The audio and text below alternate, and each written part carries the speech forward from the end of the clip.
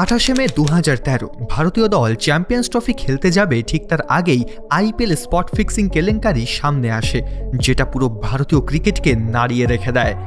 গোটা দেশের মিডিয়া মহেন্দ্র সিং ধোনিকে আইপিএল ফিক্সিং নিয়ে প্রশ্ন করতে থাকে, কিন্তু বিসিসিআই এর স্পষ্ট নির্দেশ ছিল যাতে ধোনি কোনো প্রশ্নের উত্তর না দেয়। সে কোনো প্রশ্নের উত্তর না দেওয়ায় ভক্তরা তাকে সন্দেহের চোখে দেখতে শুরু করে। মহেন্দ্র সিং ধোনির জীবনে এত কঠিন সময় বোধহয় এর আগে কখনো আসেনি। এই কেলেঙ্কারি ভারতীয় ক্রিকেটের ওপর এমন এক কলঙ্ক লেপে দেয় যে প্রতিটি ক্রিকেট প্রেমী ক্রিকেটকে ফিক্সিংয়ের খেলা হিসাবে দেখতে শুরু করে। বিশ্ব ক্রিকেটে ভারতীয় ক্রিকেটারদের ম্যাচ ফিক্সার হিসাবে দেখা শুরু হয়, এমনকি ভারতীয় ফ্যান্সরাও তাদের প্রিয় খেলোয়াড়দের সন্দেহের চোখে দেখতে শুরু করে।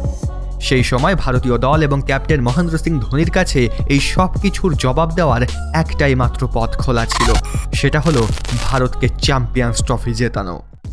যথারীতি ভারতীয় দল ইংল্যান্ডে পৌঁছায়, তবে এই কেলেঙ্কারির ছায়া ভারতীয় অধিনায়ক এবং দলের পিছু ছাড়েনি। ইংল্যান্ডে পৌঁছানোর পরও তাদের এই বিষয়ে একের পর এক প্রশ্নের মুখোমুখি হতে হয়। পরিস্থিতি এমন জায়গায় পৌঁছে যায় যে আইসিসি এই চ্যাম্পিয়ন্স ট্রফিতে ভারতীয় খেলোয়াড়দের প্রতি এতটাই কঠোর ছিল যে তারা প্রতিটি ভারতীয় খেলোয়াড়ের ওপর তীক্ষ্ণ নজর রাখছিল। তাদের ফোন ট্যাপ করা হচ্ছিল, এমনকি প্রত্যেকটা মুভমেন্ট ক্যাপচার করা হচ্ছিল। কিন্তু এই সব কিছুর পরেও মহেন্দ্র সিং ধোনি এবং ইন্ডিয়ান টিম পুরোপুরি চুপ ছিল, কারণ তারা জানতো এই বিষয়ে কিছু কথা বলা মানে সমস্যা আরও জটিল করা। যদি উত্তর দিতেই হয় তাহলে সেটা দিতে হবে খেলার মাঠে। এবার শুরু হয় চ্যাম্পিয়ন্স ট্রফি। এই চ্যাম্পিয়ন্স ট্রফির জন্য দুটি গ্রুপ তৈরি করা হয়েছিল। গ্রুপ এতে ছিল অস্ট্রেলিয়া, শ্রীলঙ্কা, ইংল্যান্ড এবং নিউজিল্যান্ড, আর গ্রুপ বিতে ছিল ভারত, দক্ষিণ আফ্রিকা, পাকিস্তান এবং ওয়েস্ট ইন্ডিজ। প্রতিটি গ্রুপের শীর্ষ দুটি দল সেমিফাইনালে পৌঁছাতো, আর সেমিফাইনালে জয়ী দুটি দল ফাইনাল খেলত। ভারতের প্রথম ম্যাচ ছিল সাউথ আফ্রিকার বিরুদ্ধে, যেখানে ইন্ডিয়ান ক্যাপ্টেন এমএস ধোনি একটা বড় সিদ্ধান্ত নেয়। সে এতদিন ধরে ওপেন করে আসা মুরলী বিজয়ের পরিবর্তে তরুণ রোহিত শর্মাকে ওপেনিং করার সুযোগ দেয়, যে এর আগে 4 নম্বর এবং 5 নম্বর পজিশনে খেলত। রোহিত টিমে চান্স পাবে কিনা সেটাও নিশ্চিত ছিল না, কিন্তু ধোনি তার উপর বিশ্বাস রেখে তাকে ওপেনিং করার সুযোগ দেয়। ধোনির এই দাও সঠিকভাবে কাজ করে এবং দক্ষিণ আফ্রিকার বিরুদ্ধে এই ম্যাচে রোহিত এবং ধাওয়ান একসাথে 127 রানের পার্টনারশিপ করে। ধাওয়ানের 114 এবং রোহিতের 65 রানের দুর্দান্ত ইনিংসের মাধ্যমে ইন্ডিয়া সাউথ আফ্রিকাকে 332 রানের লক্ষ্য দেয়। সাউথ আফ্রিকা এই রান চেস করতে গিয়ে 305 রানেই অল আউট হয়ে যায় এবং ভারত 26 রানে জয়ী হয়ে চ্যাম্পিয়ন্স ট্রফির দুর্দান্ত সূচনা করে। এখন ভারতের পরবর্তী ম্যাচ ছিল ওয়েস্ট ইন্ডিজের বিরুদ্ধে, যেখানে ভারত 8 উইকেটের বিশাল ব্যবধানে জয়ী হয়। এরপর ভারতের গ্রুপ লিগের শেষ ম্যাচ ছিল চিরপ্রতিদ্বন্দ্বী পাকিস্তানের বিরুদ্ধে, যেখানে পাকিস্তান ভারতকে 165 রানের লক্ষ্য দেয়। তারপর বৃষ্টির কারণে ডিএলএস পদ্ধতি অনুযায়ী ভারত এই ম্যাচেও 8 উইকেটের ব্যবধানে জয়লাভ করে। গ্রুপ লিগের সবকটি ম্যাচ জিতে ভারত সেমিফাইনালে প্রবেশ করে। ভারতের পরপর এই ম্যাচগুলি জেতার পেছনে একজনের বড় অবদান ছিল, সে হলো নতুন আসা অলরাউন্ডার রবীন্দ্র জাডেজা। সে তার ব্যাটিং, বোলিং এবং ফিল্ডিং দিয়ে ম্যাচে আলাদাই লিড দিচ্ছিল। এদিকে গ্রুপ বি থেকে ভারত এবং দক্ষিণ আফ্রিকা, আর গ্রুপ এ থেকে ইংল্যান্ড এবং শ্রীলঙ্কা সেমিফাইনালের জন্য কোয়ালিফাই হয়। এবার সেমিফাইনালে ভারতের মুখোমুখি ছিল শ্রীলঙ্কা, আর অন্যদিকে ইংল্যান্ডের মুখোমুখি হয় সাউথ আফ্রিকা। ভারতের সেমিফাইনাল ছিল এমন একটা দলের বিরুদ্ধে যারা তখন অস্ট্রেলিয়া এবং ইংল্যান্ডের মতো শক্তিশালী দলকে হারিয়ে সেমিফাইনালে প্রবেশ করেছিল, এবং তাদের দলে ছিল মহিলা জয়বর্ধনা আর কুমার সাঙ্গাকারার মতো সুপারস্টার প্লেয়ার। অন্যদিকে ভারতীয় দলও ফুল ফর্মে ছিল, তাই আশা করা হচ্ছিল এই ম্যাচটা দারুণ রোমাঞ্চকর হবে। তবে সেমিফাইনালে ঈশান্ত শর্মার 3টি উইকেট ম্যাচটিকে এতটা ওয়ান সাইডেড করে দেয় যে এমএস ধোনি কিপিং ছেড়ে বোলিং করতে আসে। ধোনি 4 ওভার বল করে মাত্র 17 রান দেয়। অন্যদিকে অশ্বিন 3টি উইকেট নেয়, আর জাডেজা ও ভুবনেশ্বর কুমার একটি একটি করে উইকেট নিয়ে শ্রীলঙ্কার ইনিংসকে 181 রানেই শেষ করে দেয়। ফর্মে থাকা ইন্ডিয়ান টিমের কাছে 181 রান চেস করা কোনো ব্যাপারই ছিল না, তাই ইন্ডিয়ান টিম মাত্র 35 ওভারেই খেলা শেষ করে দেয়। সেমিফাইনালে শ্রীলঙ্কাকে হারিয়ে ভারতীয় টিম এবার ফাইনালে প্রবেশ করে। এখন ভারতীয় দল মাত্র এক ধাপ দূরে ছিল তার লক্ষ্য থেকে, যেই লক্ষ্য পূরণ করলেই ভারতীয় ক্রিকেটের ওপর ওঠানো সমস্ত প্রশ্নের উত্তর একবারে দেওয়া যাবে।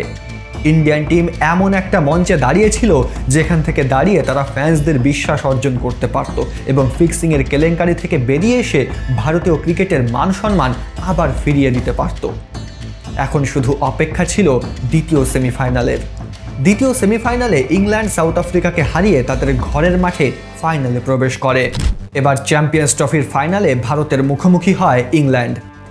এই ফাইনাল ম্যাচ ভারতের জন্য মোটেই সহজ ছিল না, কারণ ইংল্যান্ডের কাছে হোম গ্রাউন্ডের অ্যাডভান্টেজ ছিল আর তাদের দলটাও খুব শক্তিশালী ছিল।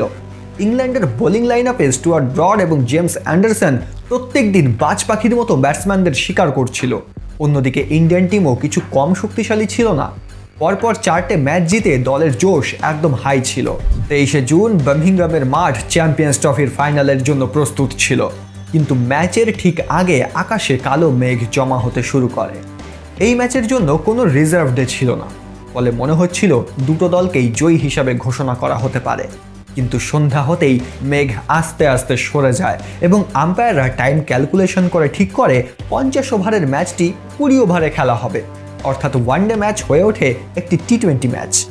এতে স্পষ্টভাবে ইংল্যান্ডের জন্য সুবিধা ছিল, কারণ ইংল্যান্ড টিমে টি20 প্লেয়ার অনেক বেশি ছিল, অন্যদিকে ইন্ডিয়ান টিমে ডিফেন্সিভ প্লেয়ার বেশি ছিল।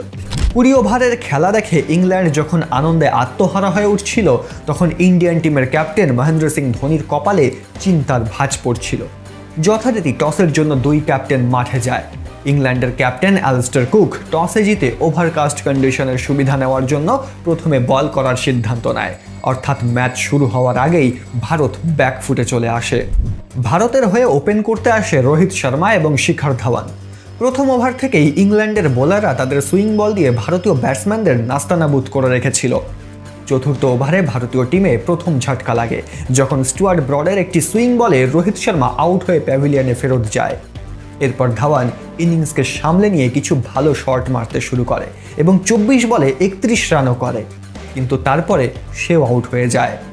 এখন ভারতের স্কোর ছিল 11 ওভারে মাত্র 64 রান, রান রেট 6-এরও নিচে ছিল। পিচে এখন কোহলি এবং দীনেশ কার্তিক ছিল, যাদের ওপর দায়িত্ব ছিল পরবর্তী 9 ওভারে দ্রুত রান করে স্কোরকে 150 রানে পৌঁছে দেওয়া। কিন্তু এরপর যা হয় সেটা কেউ কল্পনাও করতে পারেনি। এরপর মাত্র 2 রান করতে গিয়ে ভারতের 3-3টে উইকেটের পতন ঘটে। প্রথমে দীনেশ কার্তিক আউট হয়, তারপর সুরেশ রায়না, আর তারপর 0 রানে স্বয়ং মহেন্দ্র সিং ধোনি আউট হয়ে প্যাভিলিয়নে ফেরত যায়। যেখানে 11 ওভারে 64 রানে 2 উইকেট ছিল, সেখানে 14 ওভারে দলের স্কোর দাঁড়ায় 66 রান 5 উইকেটের বিনিময়ে। এখন টিমের কাছে 100 রান পার করাই চ্যালেঞ্জ হয়ে দাঁড়ায়, কিন্তু কোহলির 43 রান এই লক্ষ্য পূরণে সাহায্য করে। 19 নম্বর ওভারে কোহলি আউট হয়ে যায়, তখন ভারতের স্কোর ছিল 113, যেটা মোটেও একটা ভালো স্কোর ছিল না। কিন্তু এরপর রবীন্দ্র জাদেজা, যে এই টুর্নামেন্টে দারুণ ফর্মে ছিল, সে কিছু দুর্দান্ত শট খেলে ভারতের স্কোর 129 রানে পৌঁছে দেয়। এখন ইংল্যান্ডকে এই ম্যাচ জিততে 20 ওভারে মাত্র 130 রান করতে হতো। এই স্বল্প রানের লক্ষ্য দেখে ইংল্যান্ড অত্যন্ত খুশি ছিল, কারণ তাদের কাছে টি20 ব্যাটসম্যানের কমতি ছিল না, তার সাথে হোম গ্রাউন্ডের অ্যাডভান্টেজ এবং স্টেডিয়াম ভর্তি ইংল্যান্ডের দর্শক। কিন্তু ধোনি জানতো যে ফাইনাল ম্যাচের প্রেসারে এই অল্প রানও একটা বড় ফ্যাক্টর হয়ে উঠতে পারে। যথারীতি ভারতীয় টিম প্রথম ইনিংসের কথা ভুলে গিয়ে মাঠে নামে এবং পুরো ফোকাস করে বোলিংয়ের ওপর, কারণ ভারতের একটাই লক্ষ্য ছিল, সেটা হচ্ছে চ্যাম্পিয়ন্স ট্রফি জেতা। ইংল্যান্ডের তরফ থেকে ওপেনিং করতে আসে অ্যালিস্টার কুক এবং ইয়ান বেল। ভারতীয় বোলিং শুরু হতেই ইংল্যান্ডের ব্যাটিংয়ের অবস্থা খারাপ হয়ে যায়। দ্বিতীয় ওভারেই ইংল্যান্ডের অধিনায়ক অ্যালিস্টার কুক 2 রান করে আউট হয়ে যায়, আর দেখতে দেখতেই 9 ওভারে ইংল্যান্ডের 4 উইকেট পড়ে যায় আর স্কোর দাঁড়ায় মাত্র 46। এই মুহূর্ত পর্যন্ত মনে হচ্ছিল ম্যাচ ভারতের হাতেই আছে, কিন্তু এরপরে ইয়ন মর্গ্যান এবং রবি বোফারা নিজেদের খেলা শুরু করে। প্রথমে তারা উইকেট বাঁচায়, তারপর আস্তে আস্তে রান রেট বাড়াতে থাকে। এবার পরিস্থিতি এমন হয়ে দাঁড়িয়েছিল যে ইংল্যান্ডকে জিততে হলে 18 বলে 28 রান করতে হতো। ভারত আস্তে আস্তে ম্যাচ থেকে দূরে সরে যাচ্ছিল। এই সময় ক্যাপ্টেন মহেন্দ্র সিং ধোনি ঈশান্ত শর্মার হাতে বল তুলে দেয়, যেটা দেখে কমেন্টেটর থেকে দর্শকরা হতাশ হয়ে পড়ে। তারা কোনো মতেই ধোনির এই সিদ্ধান্ত মেনে নিতে পারছিল না, কারণ ঈশান্ত শর্মা এই ম্যাচে এমনিতেই অনেক রান খেয়ে গিয়েছিল, তাই আবার তাকে বলে টানার কোনো যুক্তিই হয় না। অন্যদিকে ঈশান্ত শর্মা বলে এসেই প্রথম 2 বলে 8 রান দিয়ে বসে। এখন ইংল্যান্ডের 16 বলে মাত্র 20 রানের প্রয়োজন ছিল। পরিস্থিতি তখন পুরোপুরি ইংল্যান্ডের হাতে চলে যায়। কিন্তু এখানেই আসে গল্পে একটা টুইস্ট। ইশান্ত তার পরবর্তী 2 বলেই মর্গান এবং বোফারাকে আউট করে দেয় এবং তার পরের 2 বলে কেবল 1 রান দিয়ে একটা দুর্দান্ত ওভার শেষ করে। এখন ইংল্যান্ডের জন্য 2 ওভারে 19 রানের প্রয়োজন ছিল। এদিকে উমেশ যাদব এবং ভুবনেশ্বর কুমারের ওভারও বাকি। সবাই মনে করছিল যে 19 নম্বর ওভার ভুবনেশ্বর কুমার করবে আর 20 নম্বর ওভার উমেশ যাদব করবে।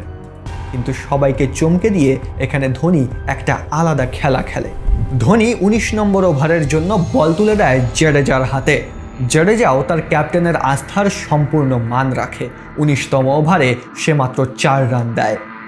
এখন ছিল ম্যাচের শেষ ওভার, অর্থাৎ নির্ণায়ক ওভার। ইংল্যান্ডের প্রয়োজন ছিল মাত্র 15টি রানের। সবাই আশা করছিল এই ওভার ভুবনেশ্বর কুমার বা উমেশ যাদবের মধ্যে কেউ একজন নিশ্চয়ই করবে। কিন্তু ধোনি আবার সবাইকে চমকে দিয়ে অশ্বিনের হাতে বল তুলে দেয়। এই ডিসিশনে সবাই তো পুরোই আপসেট, কারণ রান বাকি মাত্র 15 আর একজন স্পিনার বোলারকে দিয়ে শেষ ওভার করানোর মতো রিস্ক হয়তো কোনো ক্যাপ্টেনই নেবে না। কিন্তু ধোনির মাথা সবার থেকে আলাদা। যথারীতি পুরো দায়িত্ব এবার অশ্বিনের ওপর এসে পড়ে। অশ্বিনের প্রথম বল ডট হলেও পরের 4 বলে 9 রান আসে। চ্যাম্পিয়ন্স ট্রফি 2013-র শেষ বল এবং এখনও নির্ধারিত হয়নি যে কে চ্যাম্পিয়ন হবে।